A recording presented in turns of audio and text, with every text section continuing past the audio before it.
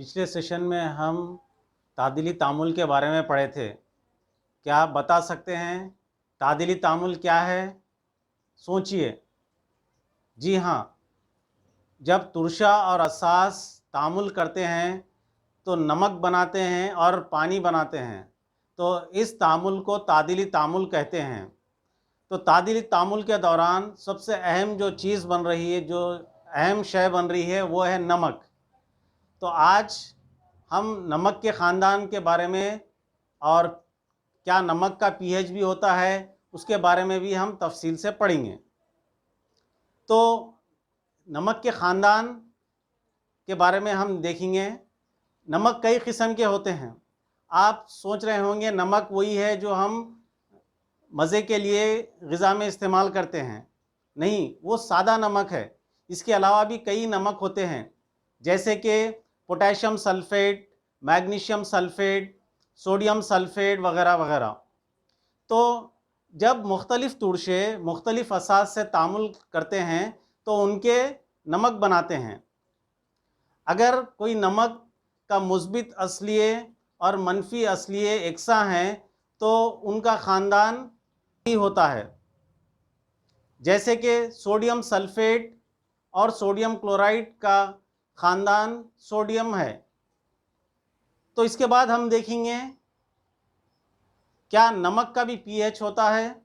जी हाँ, पीएच आपको मालूम होगा, पिछले सेशंस में हम पढ़े। पीएच क्या है? एक पैमाना है जिसमें हम तुरशे या असास की ताकत को जांचते हैं कि तुरशा ताकतवर है या कमज़ोर है, या असास ताकतवर है या कमज़ोर है। उसको जांचने के लिए पीएच स्केल या पीएच पैमाने का इस्तेमाल किया जाता है।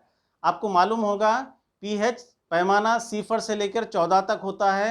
अगर कोई शय का पीएच कदर 7 है तो वो तादिल होता है।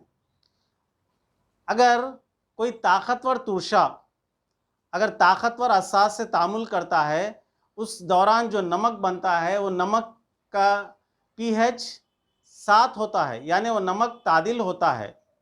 जबकि ताकतवर तुरशा अगर कमज़ोर असास से तामुल करता है तो बनने वाला नमक तुरशई खासियत का होता है, जिसकी कदर 7 से कम होती है। इसी तरीके से अगर कमज़ोर तुरशा असास से तामुल करता है तो इस दौरान बनने वाला नमक असासी होता है और उसकी कदर 7 से ज़्यादा होती है।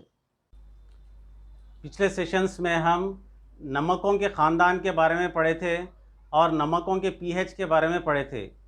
आज हम देखेंगे सादा नमक, जो कि समंदरी पानी से बनता है।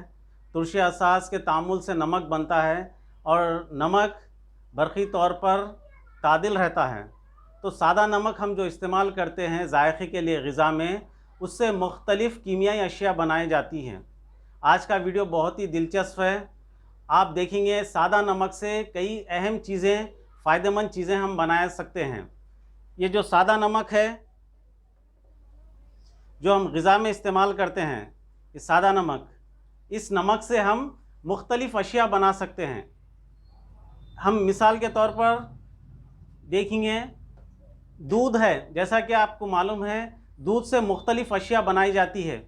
जैसे दूध से हम दही बना सकते हैं, दूध से घी बना सकते हैं, मस्का बना सकते हैं, मलाई बना सकते हैं और कई चीज़ें बना सकते हैं, आइसक्रीम बना सकते हैं। है तो एक ही चीज़ दूध से हम कई चीज़ें बना सकते हैं।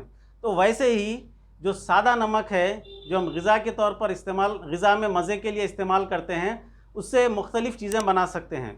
जैसे कि NaOH सोडियम हाइड्रोक्साइड बना सकते हैं और ब्लीचिंग पाउडर बना सकते हैं,